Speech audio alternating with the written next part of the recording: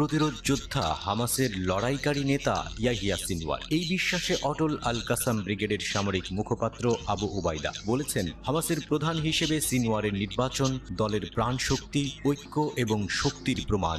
ইয়াহিয়া সিনওয়ারের প্রতি এমন দৃঢ় বিশ্বাস থাকাটাই স্বাভাবিক, কারণ তিনিই সেই ব্যক্তি যিনি আল আকসা ফ্লাড অভিযানের প্রধান কারিগর হিসেবেই পরিচিত।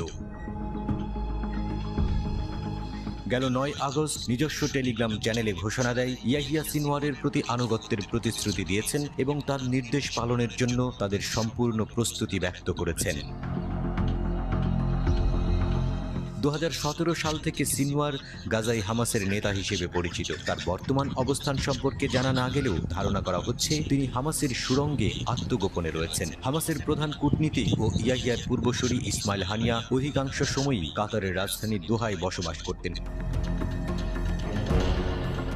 সিনওয়ারকে বেছে নেওয়ার বিষয়ে